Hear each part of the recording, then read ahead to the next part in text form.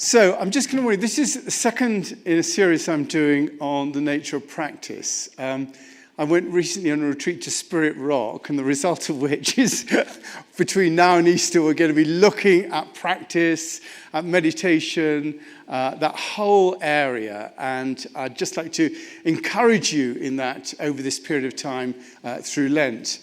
And I came across, when we think about why we do meditation, I always think that, billionaires build their doomsday bunkers to prepare for whatever might be happening. And I think what yogis do is to prepare their hearts, build their hearts. And when you build your heart, you're not only just building it, for yourself, you're building it to be able to receive anything that comes through, to listen from your heart, to act out of your heart, to contain what's going on. And I found in this little book I found called An Invitation to Practice Zen, the guy talks about the 4 vows. And these are the 4 vows when you become a Buddhist and that you're supposed to do. The first vow is, all beings without number, I vow to liberate. That's the first of the vows. And really what it says is the whole meditation thing is not just about the ego side of things, trying to do it for ourselves. It says in this book, it's important to notice the order of these vows. The first is a vow to come to awaken not for ourselves alone, but for all living beings. This is not an altruistic vow, but an intensely practical one. If taken seriously, it helps take the practice out of the realms of mere psychological exercise undertaken for egotistical reasons into a transcendental realm in which ego and other are seen as one mind. Indeed, to practice for oneself alone can only end in increased loneliness. As one's practice matures, the boundary between self and others becomes more permeable. And instead of being one substance and the other another substance, the two divided by an unbridgeable gap seem to become one substance through practice. To love others is thus natural. We don't have to learn to love, but instead learn to stop separating ourselves from others. And I think that's quite useful. So I'm going to be encouraging you in practice. And I thought in doing that, I'd show you what my practice was. So this is and it's always nice to have a place to do practice. And if you haven't got a practice, a specifically defined place in your house is a great place to start. A place where you sit, a place where, you can build. And this is the little thing I have. I actually have that on the sofa in front of me. And I have a candle, so I'm going to light my little candle. And I have a little table like this as well. And just to show you around it, that screwdriver, which is strange there, is for adjusting the wick of the candle. So that if it burns too much down one side, I can put it down the other. And then I always have, in my practice, I always have a little notepad, just in case the most important thought in the world comes into my mind. And I just have to remember it. So I put the little note thing there. And then I have various books that I use, and my little stool, which I have, and my little carpet. And that's what. And I did have the singing bowl, but I've got that for you there. But that's what I normally have. And just in terms of the order of my practice, I start off I sit down, I get myself into the space, and because normally there's, when you start a practice, there's a load of stuff going on in your mind. You're worried about lunch and the television program you saw and the world blowing up and all that sort of business. And you've really got to get rid of all that. So I use, you can use whatever you like, but I sort of get myself there. I let whatever it is come up. And then I use the Collect for Purity to sort of get rid of it, which is an old Christian prayer. Almighty God, to whom all hearts are open, all desires known, and from whom no secrets are hidden. So you're saying, O great source out there, cleanse the thoughts of my heart by the inspiration of your Holy Spirit, that I may perfectly love you and worthily magnify your holy name. So that sort of gets me in the space. And I do that for about 5 minutes. And then I do 5 minutes of going through my body. all aspects of my body, and I just sort of go through everything, blood circulation, and, and it's quite good just to get you in touch with your body like that. So I then do 5 minutes of that, and then I do my silent meditation.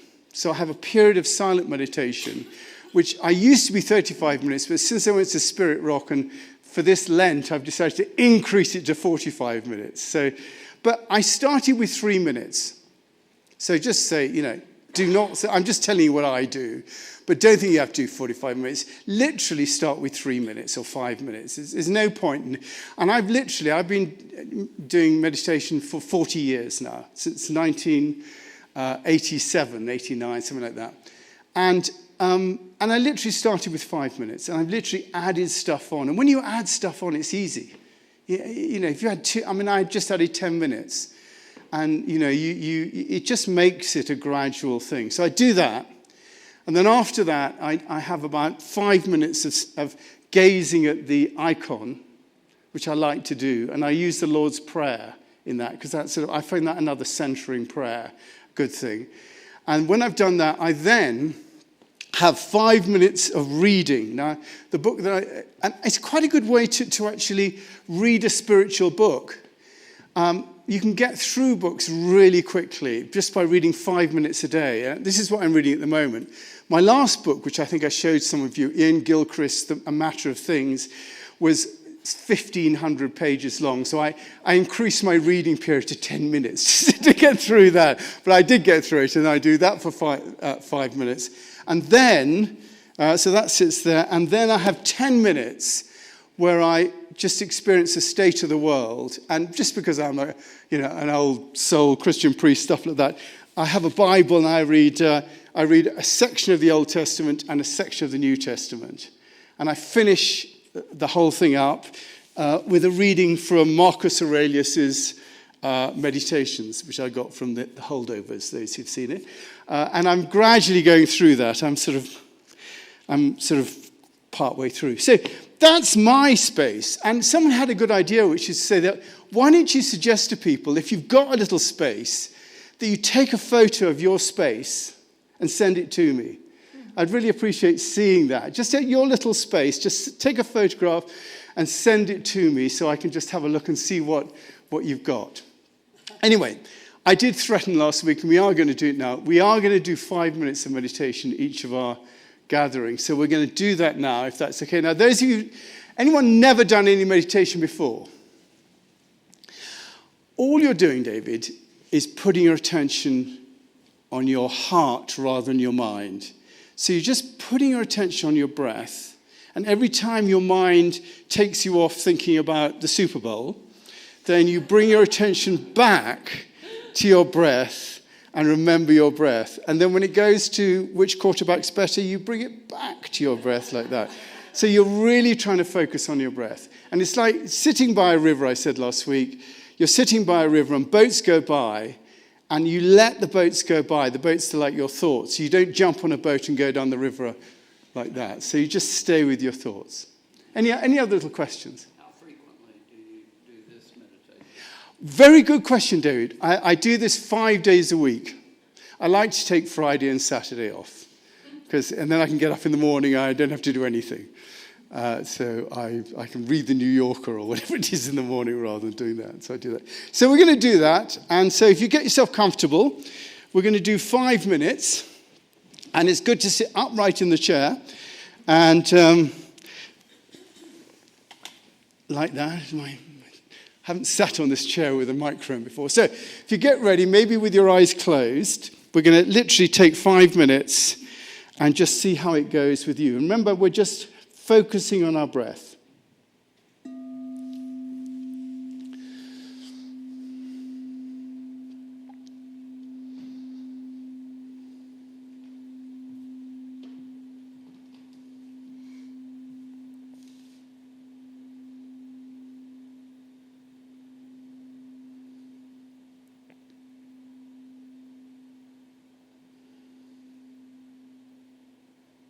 Just keeping our attention on our breath.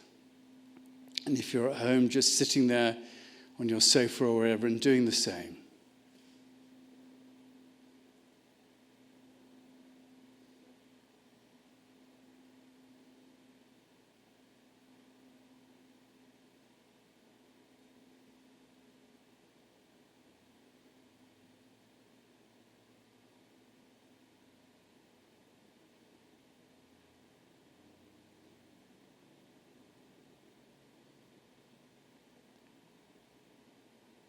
just being present.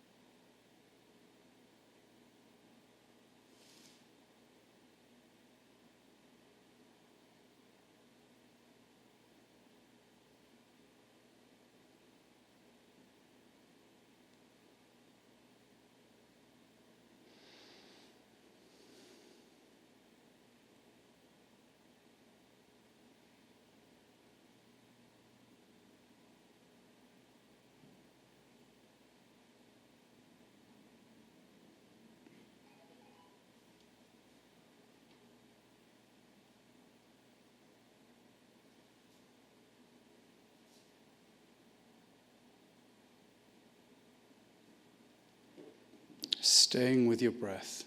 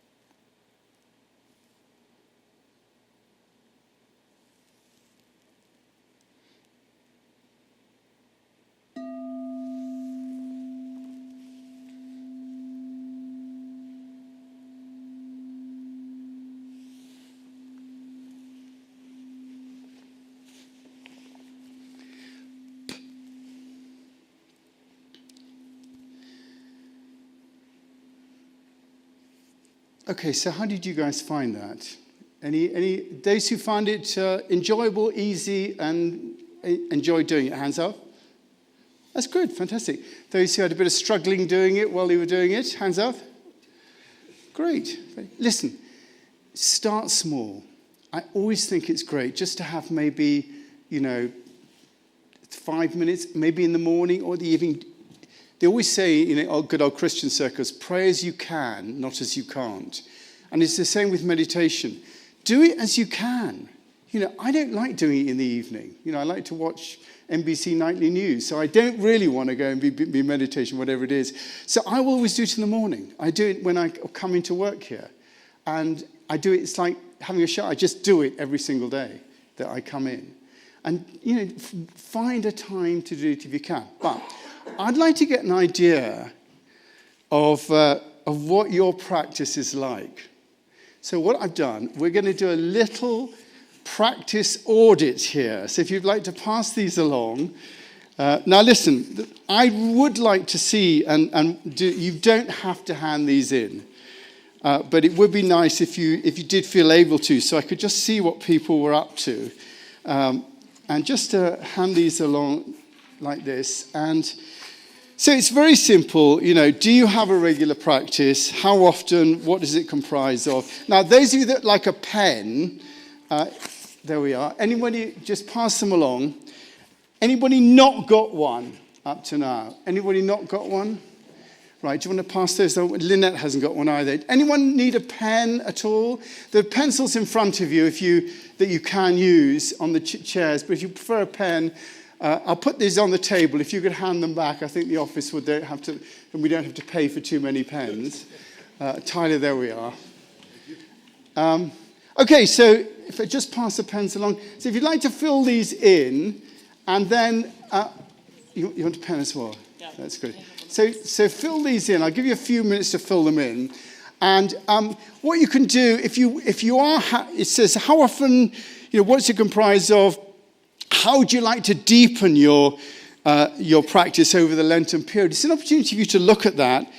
Will you be prepared to share about your practice? Not now, but I think it'd be quite nice if a few people got up and said, this is what I do in my practice over the next few weeks. Something like that. Do you have a special place for practice?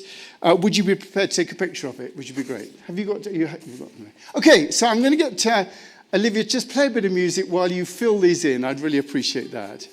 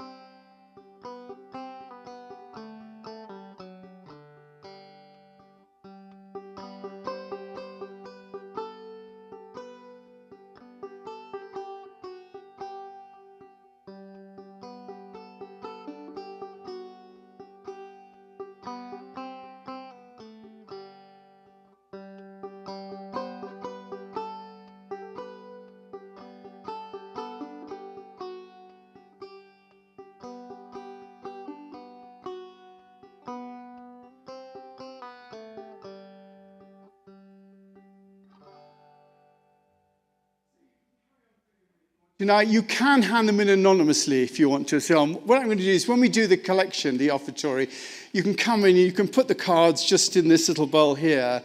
And it'll just get, the whole purpose of this is for you to review. I want to encourage you to do a spiritual practice and encourage you to deepen it over this whole period of time. And quite often we don't get challenged about it, to think about it, to actually do something about it. So I just want to challenge you to do that. I was talking to Diane Godfrey, and Diane looks up. She said, it's all very well doing your spiritual practice and stuff like that. She said last week, but how do you actually go out and sort of do it, what happens in the world when you're, buying your groceries and, you're teaching in class and doing the stuff. And I think it's very interesting in that it's always possible to be in the present moment. I mean, I can actually be doing this talk and actually be thinking about something else. Worrying about, when Heather's coming back, when am I going to do it, how is it? I could actually be thinking about all that stuff in my head and not actually be present. The whole point of this is to be present. And it's not just, literally when you're doing your meditation or doing your thing, you're practicing that to get, and I always love that poem by Thich Nhat Hanh about saying that our true home is the present moment, which I think is such a great thought. Our true home is the present moment. To live in the present moment is a miracle. The miracle is not to walk on water. The miracle is to walk on the green earth in the present moment, to appreciate the beauty and peace that are available now.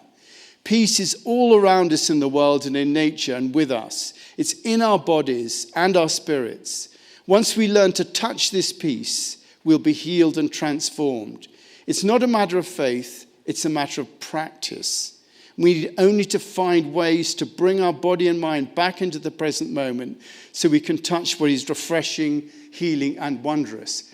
So actually, while you're doing whatever you're doing, it is possible to actually be present in the same way, not being miles away. I mean, many of us are used to, doing more than, what's it called when you do more than two things at the same time?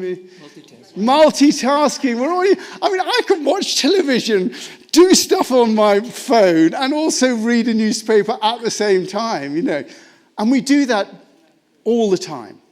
But actually, what we're asked to do is to do one thing at one moment. So when we think, well, how do we do that? We're going to do a little bit of practice about what it takes to be in the present moment while you're doing something. And that is through doing a walking meditation.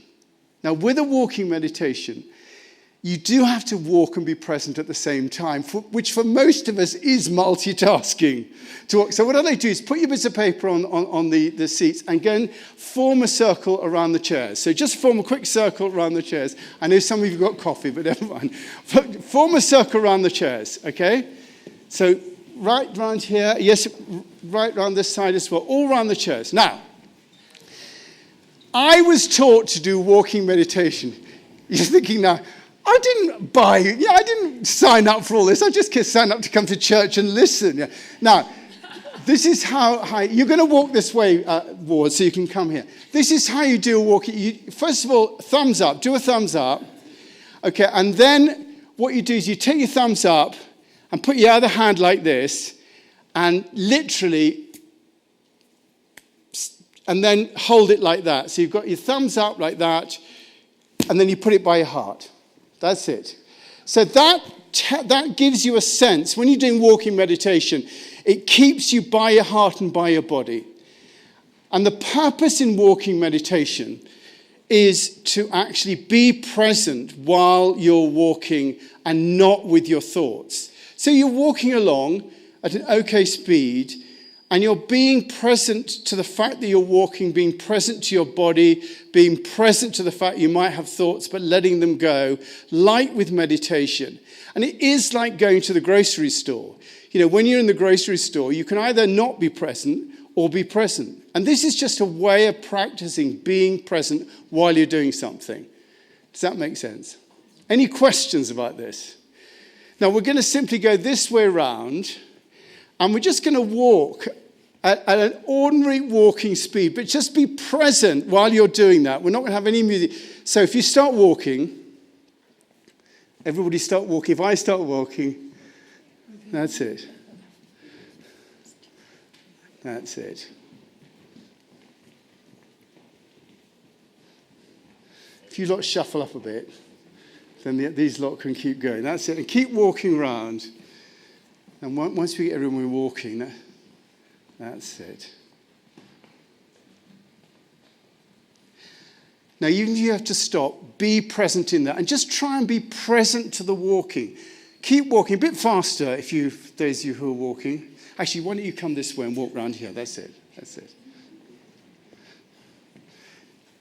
Okay, just follow me, all right?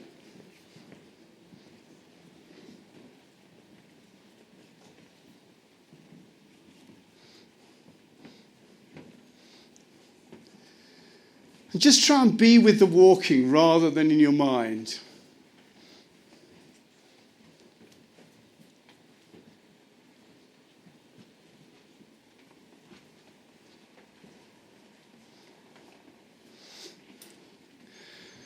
If you're stuck, walk anywhere.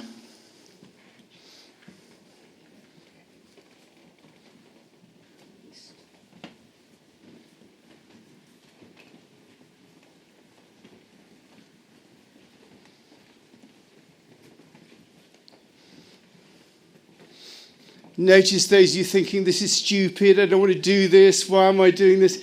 Try and just be in the present moment.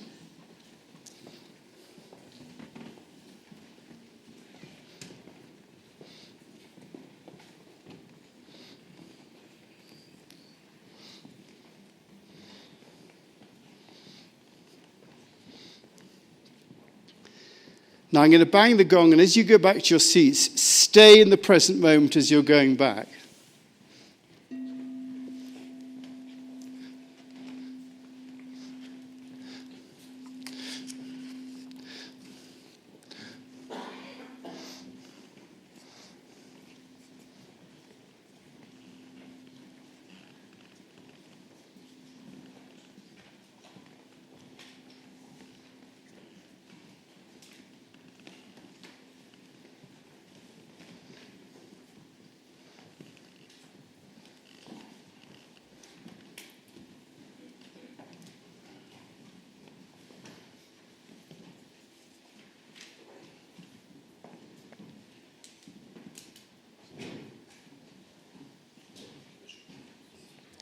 And when you get back to your seats, rather than thinking, oh, I'm glad that's over, just try and stay in the present moment. Try and be present with everybody here.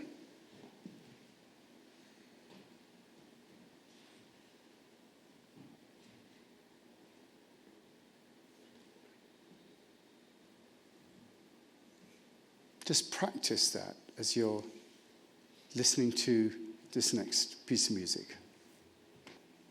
Just listening to that, you just had to stay with it, didn't you? Beautifully chosen, by the way, thank you. Anyone like to say anything, ask a question, make a comment, an encouragement? Nick. Thank you, Nicholas. We've all heard, be in the present moment. And what nobody ever talks about is, how big is a moment? How big is a moment? Is it the breath? Is it a footfall as you're walking? But what I've gathered is that the moment is infinitesimally small, that you can get smaller and smaller with each moment. And the more present you become and the more you become attuned to it, in a breath, there can be 1,000 moments. And I think through the practice and through the development of that, you can become so much more present with every effort, that it's not just the breath, not just the footfall, but from the heel to the toe of every step, you can shrink your focus. And you talk about sports athletes and legends that are, in the zone, and they seem to be moving at a different speed than the people around them. And I think that's really what's happening, is they're shrinking time, they're shrinking moments to the point of being able to move at a different pace, see things happen at a different speed. And I think that's possible for all of us. But I think it takes effort and concentration and meditation. It's such a good point. How long is that moment?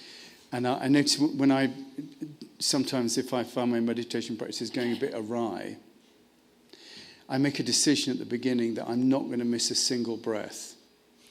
And what that actually means is that between the time I breathe in and the time I breathe out, if I'm conscious of that breath at any time during that period, I'm in that breath. Right. And so I make it a breath, that single moment.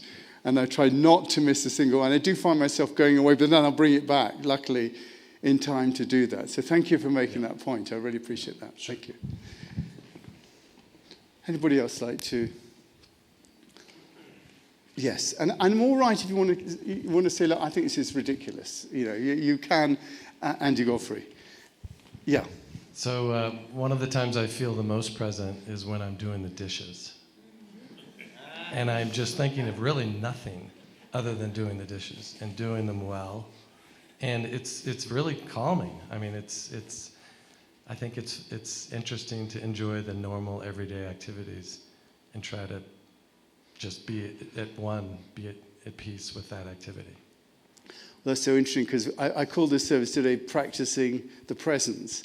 And that's after a book written by Brother Lawrence, who actually talks about washing up as being a meditation in itself and things like that. So thank you for that, yes. Anybody else like to say something? Claire, you've done a lot of meditation yourself, haven't you? Go on, give us your perspective on it. You're here now. Yeah, I mean, you've done sort of long meditation retreats and things like that. I mean, how have you found that your meditation practice helps you with what you do in your life? Yeah, most of my training has been in Vipassana meditation, which is a scanning method, and then I've done quite a few 10-day silent meditation retreats. And the first 3 days, you just focus only on the sensation of breath passing through your nostrils for 3 days, like 11 hours a day.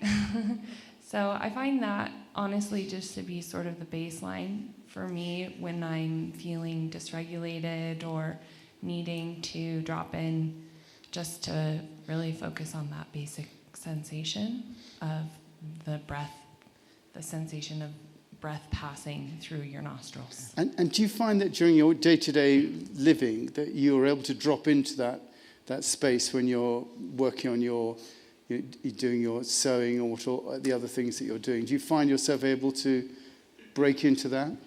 It's interesting because I was just telling Matt last night that I think that one of the greatest gifts that I was given in my life was being introduced to meditation, because I think that I encountered it in my early 20s, and I'm turning 40 this year. So feel like that has been such a important part of finding grounding in my day-to-day life. Now it's like it rewires your brain a little bit. I felt like each time I did a 10-day retreat, that I felt like I became closer and closer to having these practices sort of woven throughout my daily life. There's certainly room for growth. Thank you. Thank you. So you're just doing a 5-minute retreat here in the chapel. Eric, if you'd like to pass the thing along to Eric, that's great. Good morning. 40 years ago, after a series of traumatic events, I was very frustrated because I couldn't calm my mind and I was unable to do seating meditation. And I did a meditation retreat at the Snowmass Monastery, and I worked with several of the monks, and one of them, his name is Brother Benito, helped me learn something called walking meditation. And it was very helpful for me because I couldn't calm my mind, but he helped me think with each step, I take a breath and I can get through it. And walking with him and inviting also the presence of God helped calm me down, and then that enabled me to really have a productive seated meditation. Thank you, Eric. Good. Yes, well, finally, Mona Ray. I'm going to be 90 next February 17th. So This month. This month you're going to be 90. 90. Wow. And I've been doing something called Dance Alive System of Movement for 30 years. And it works with your internal rhythm. And it begins with your fluid system. And if you begin to breathe and follow one movement into the next, and you get into your entire system, and then you reach out and stretch. After you've done several hours, I've done for 5 hours, allowing one movement to move into the next, and you feel so connected and alive. It's just amazing. It's been the best thing that ever happened to me to learn how to find that fluid system within me. And then I reach out and I check everything out to see where I am. And am I safe? Am I safe to be here with you guys? You know? Sometimes we get afraid of each other. and we need to connect with each other. So what I've really been working on, along with the reaching out, then you stretch. After you've stretched, this is where you go. You reach and expand. Get out of it. And open your heart. Open the muscles around your heart. Open all the parts of you. And then you shake it all loose and let it go. And then you're present. Thank you.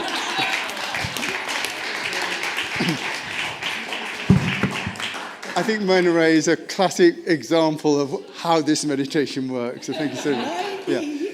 Now listen, all of you have now got a spiritual practice because you are all meditating once a week for... Dance Alive. Sorry? It's called Dance Alive. Dance left, right. Or do you have a spiritual practice because you are meditating once a week for 5 minutes on a Sunday? And what I'm looking at you doing is actually looking at maybe doing it once during the week, maybe on Mondays or twice or 3 times. You don't have to start with small steps. So anyway, we're going to have our offertory now, and Olivia's going to play another song. And if you'd like to come up, you'd like to make a donation to the chapel, you can put your donation in here. If you'd like to just share with me your intentions around your spiritual practice, you can put them just in here like this, and I'll have a look at them and just to get an idea of what's going on. Listen, if you want to come see me and talk about your practice, just give me a ring, and I'm available, just to talk for an hour or so about what you're doing and how you're doing it. There's no forcible practice reviews, but if you want to come along and say hi, just give me a ring. Okay, thanks very much.